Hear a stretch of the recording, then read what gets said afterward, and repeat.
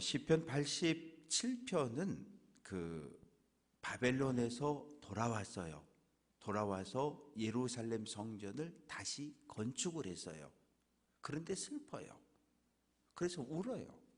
왜요? 솔로몬이 건축했던 성전의 아름다움과 멋진 이 영화로움. 왜? 이 솔로몬은 아버지 다윗이 모든 건축 자재를 다 준비를 해놨어요. 그런데 그래서 멋지게 아름답게 성전을 건축했는데 바벨론 군대가 와서 다 때려 부셨어요. 보통 전쟁을 하게 되면 상대편 민족이 나라가 믿는 신전을 점령하고 신전에 가면 거기 있는 신상을 끌고 가는 거예요. 뭘로? 전리품으로, 포로로. 그런데 바벨론 군대가 예루살렘 성을 정복하고 성전에 쳐들어갔는데 아무것도 없어요. 이렇게 뭐 서 있는 뭔 신상이라도 있어야 되는데 이런 것도 없고 언약궤는 사라졌고 화가 났어요. 그래서 그 안에 있는 것들을 끌고 갔는데 뭐 떡을 올려놓는 떡상, 이 촛대, 분향단, 그리고 갖고 갈 게 없잖아요. 화가 나가지고 밖에 나와 보니까 야긴과 보아스 두 기둥이 서 있어요. 두 기둥을 쓰러뜨려서 얘는 크니까 그냥 들고 갈 수 없으니까 망치로 다 두들겨 깨가지고 수레에 싣고, 그리고 갖고 갈 게 없으니까 이 번제단 때려 부셔서 들고 가고, 그리고 물두멍이 있던 거 다 들고 가고, 노바다도 깨서 싣고 가고. 이게 전리품으로 뭘 가져가면 이렇게 딱 서 있는 멋진 신상을 끌고 가야, 야, 우리 마르둑이 이스라엘 사람들이 믿는 하나님이라는 신을 이겼다, 야, 전리품 가져왔어, 이렇게 선전을 할 수 있는데, 그래서 다 들두들겨서 노새 덩어리를 수레에 싣고 바벨론의 마르둑 신전 창고에 갖다 놓는 거예요. 전리품으로. 이것이 이제 언제 되돌려집니까? 70년 세월이 지나서 바사 제국 고레스 왕이 바벨론을 멸망시키고, 그리고 유대인들을 향해서 너희는 예루살렘으로 돌아가라, 돌아가서 성전을 건축하고 너희가 믿는 하나님께 예배를 드려라, 돌아가라 그럴 때 성전에 있던 그 전리품들을 다 꺼내서 수레에 싣고 가져가게 했던 거예요. 그러니 성전의 크기는 같아요. 왜? 먼저 솔로몬이 건축했던 성전 터 위에 똑같은 크기로 졌거든요. 그런데 야긴과 보아스도 없지, 노제단도 없지, 안에 엉망이지, 다 불타가지고. 그래서 슬퍼하며 우는 거예요. 그 모습을 본 고라 자손 중에 하나가 백성들을 위로하고 축복하기 위해서 시편 87편을 썼습니다. 그 하나님의 터전, 하나님의 기초가 이 성산, 거룩한 시온산에 있다는 거예요. 하나님께서 야곱의 모든 거처, 야곱은 이스라엘, 즉 12지파를 상징하는데 12지파 그 어느 땅보다 하나님께서 이 시온의 문, 시온 예루살렘을 사랑하셨다는 거예요. 그래서 그곳에 하나님의 이름을 두었고, 하나님의 성 예루살렘 성아, 너를 가리켜 모든 사람들이 존귀하다 찬양할 것이다. 그러면서 4절 말씀 보면 라합은 밑에 각주를 내려와 보면 애굽이라고 되어져 있어요. 라합은 애굽의 또 다른 별칭으로 그렇게 구약 성경에 기록이 되어졌고, 바벨론, 즉 뭐냐 하면 애굽에 있는 사람들 중에, 바벨론에 있는 사람들 중에, 또 블레셋 두로 구스에 있는 사람들 가운데도 하나님을 믿는 사람들이 있다는 거예요. 그래서 그들이 예루살렘으로 돌아온다는 거예요. 무슨 소리예요?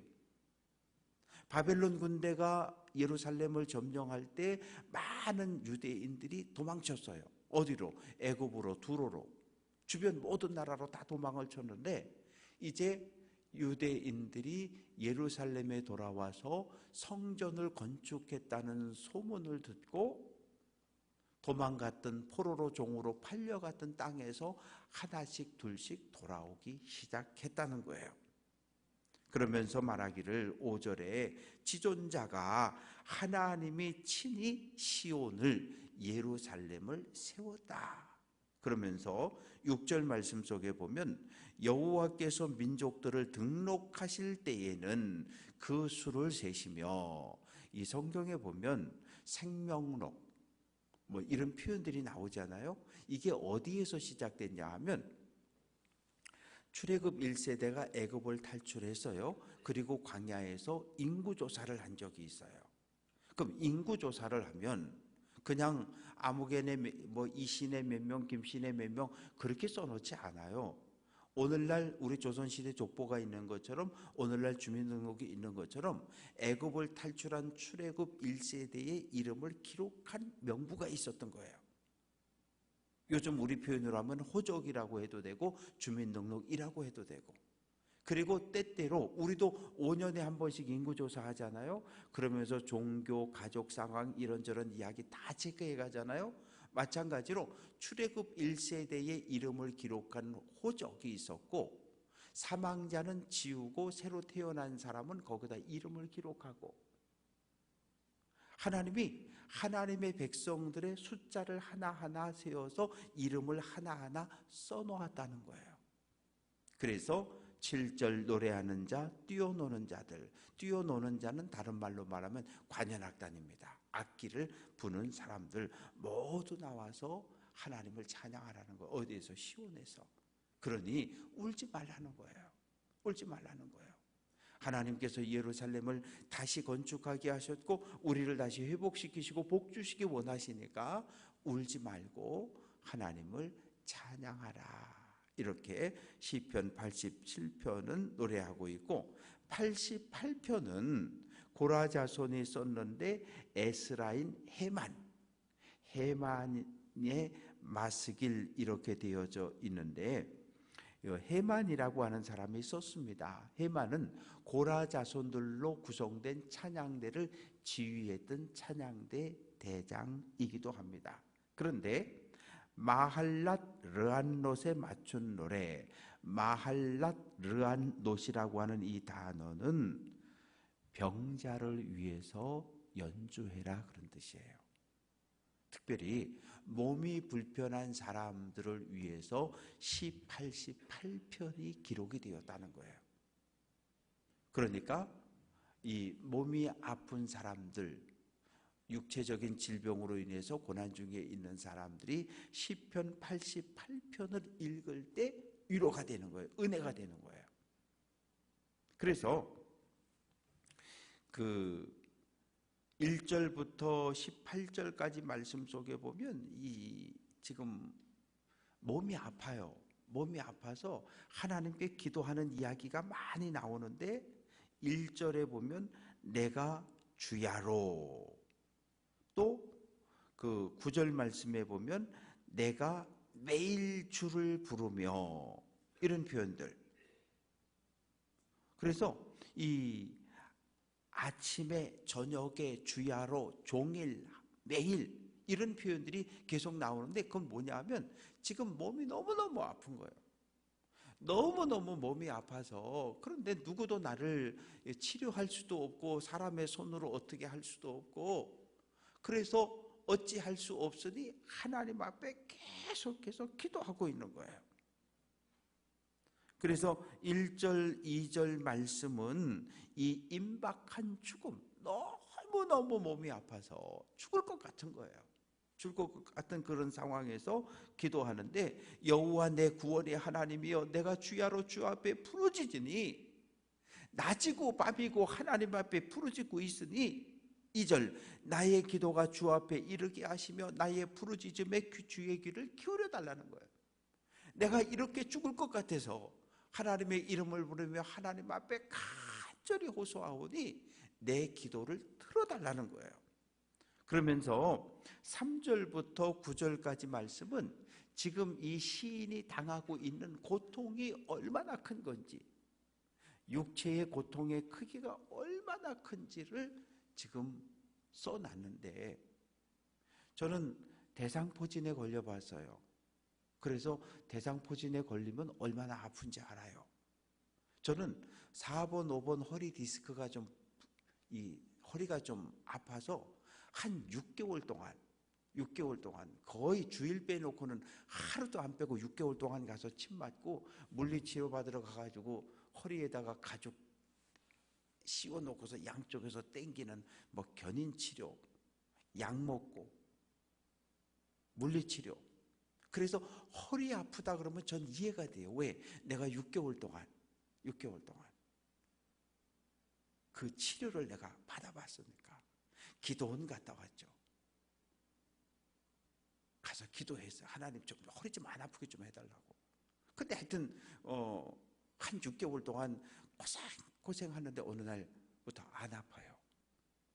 그래서 어떻게 났어? 그러면 하나님이 고쳐주셨어요. 그냥 그러고 말아요. 그런데 제가 아파봤던 허리 디스크로 인한 고통과 통증, 그리고 대상포진, 제가 아파봤던 병에 대해서는 동일한 질병으로 어려움을 당하는 사람들을 보면 제가 이해가 돼요. 왜? 내가 이미 겪었으니까. 사람은 자기가 겪은 만큼 더 많은 사람들을 이해하게 돼요. 그래서 인생을 살아오면서 고난의 크기가, 질병의 크기가, 아픔의 크기가 큰 사람들이 모든 사람들을 포용할 수 있는 거예요.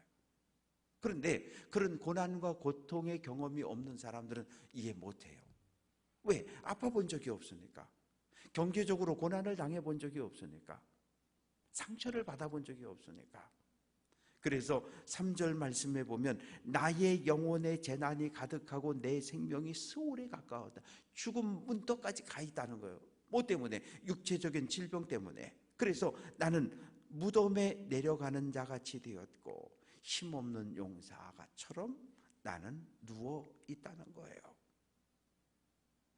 문제는 뭐냐 하면 5절 말씀 보면 죽은 자 중에 던져진 바 되었으며 죽어서 던져진 시체 가운데 하나처럼 되어서, 더 큰 문제는 뭐냐 하면 5절 중간에 보면 주께서 그들을 다시 기억하지 아니하시니 그들은 주의 손에서 끊어진 자니이다. 하나님에게서 끊어졌다는 거예요. 이게 더 큰 아픔인 거예요. 몸이 아파서 혼자 누워 있다고 생각을 한번 해보세요. 38년 된 병자 이야기 나오잖아요.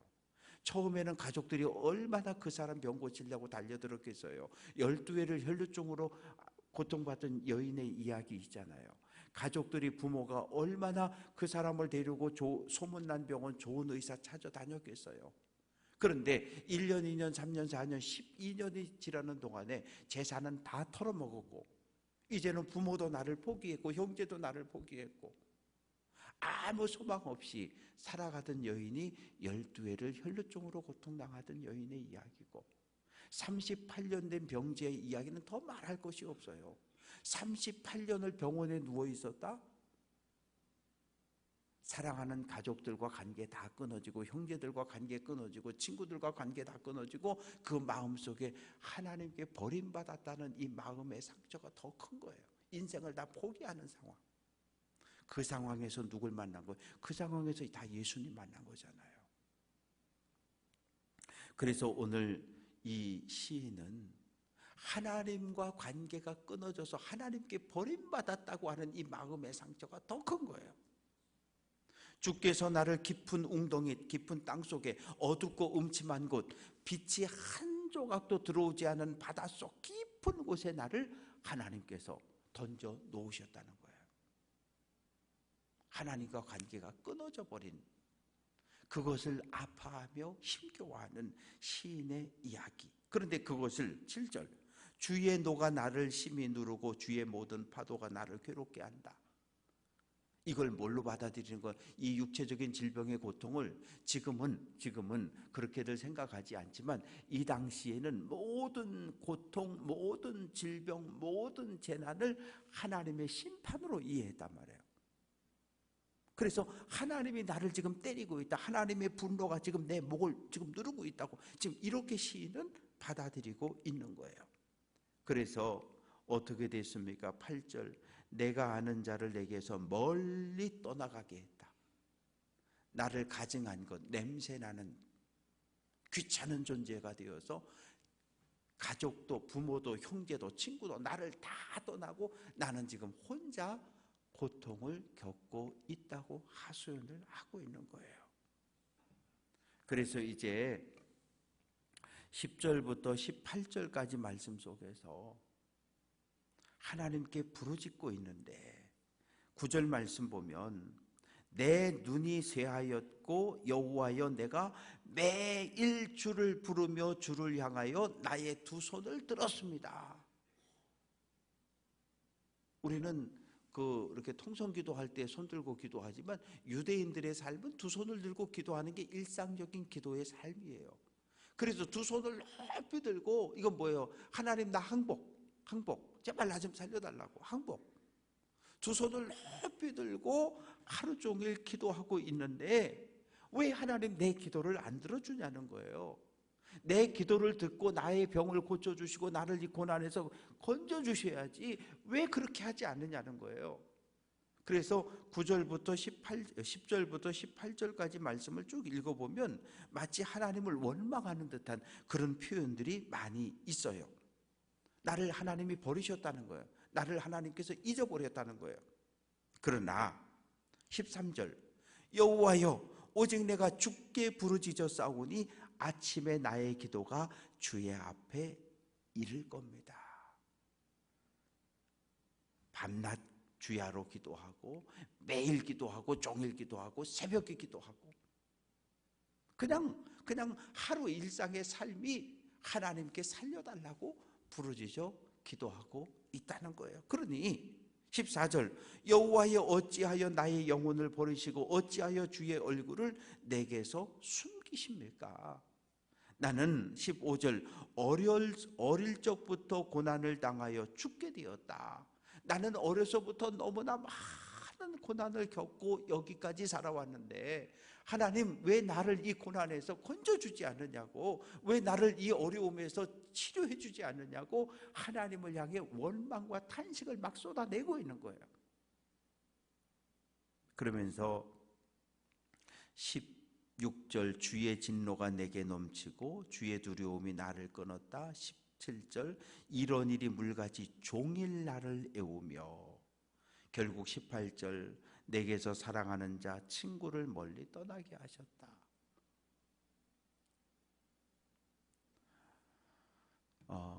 병으로 인해서 오랫동안 침대 생활을 하거나 이렇게 격리된 채 생활한 경험이 있다면 이 시편 88편의 내용이 우리 마음속에 와 닿을 거예요.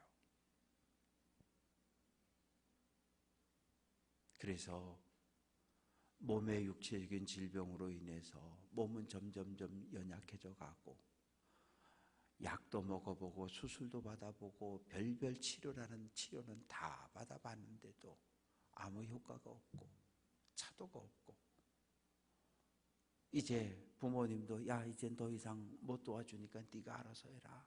너 때문에 우리 가면 우리 집안 다 망하겠다. 부모도 형제도 나를 다 떠났고 가까웠던 친구들도 나를 다 버렸고 그리고 질병 속에서 홀로 고통하며 오직 하나님께만 소망을 두고 울부짖고 있는 시인의 이야기가 88편의 이야기입니다. 그래서 우리는 교회 공동체는 우는 자들을 함께 울어야 하고 또 아파하는 자들, 육체적인 질병으로 인해 고통 겪는 이들을 위해서 하나님께 기도할 책임이 우리에게 있는 거예요. 교회는 그런 공동체예요. 사랑의 공동체, 믿음의 공동체, 신앙의 공동체라고 하는 것은 누군가 아파하면 마치 내 몸이 아픈 것처럼 같은 아픔을 느껴주고 공감해 주는 것. 그게 믿음의 공동체, 그게 가족이라는 거예요. 가족. 우리는 가족은 어때요? 손주가 아파 보세요. 할아버지 할머니 얼굴이 아주 그냥 사색이 돼버려요. 왜 그래요? 할아버지 할머니의 생명이 아들 며느리를 통해 손주에게로 이어졌기 때문에 손주가 아프다 그러면 할아버지 할머니들이 정신을 못 차리고 1년이고 2년이고 새벽을 나와서 기도하고 울부짖고 병원에 갔다가 조금 좋다 그러면 막 좋아갖고 전화하고, 조금 안 좋은 소리 들으면 또 얼굴에 기가 푹 꺾어져가지고, 가족 중에 누가 한 사람 아프면 가족 전체가 아파하잖아요. 교회 공동체를 가리켜 영적 가족이라 그러잖아요. 우리도 가족이에요. 그래서 한 사람 한 사람을 귀하게 여기고 소중히 여겨요. 그리고 사랑으로 대해야 하고, 기도로, 그리고 끌어안아주고 격려하고 칭찬하는 이런 아름다운 신앙의 공동체가 하나님이 보시기에 좋은 교회입니다. 오늘 한 날도 하나님의 손 꼭 잡고 주변을 살펴서 우는 사람들, 아파하는 사람들, 자녀들 문제로, 또 남편, 아내, 가족들이 아파서 고생하는 이웃들을 생각하며 기도하는 성도 되시기를 주님의 이름으로 부탁드립니다.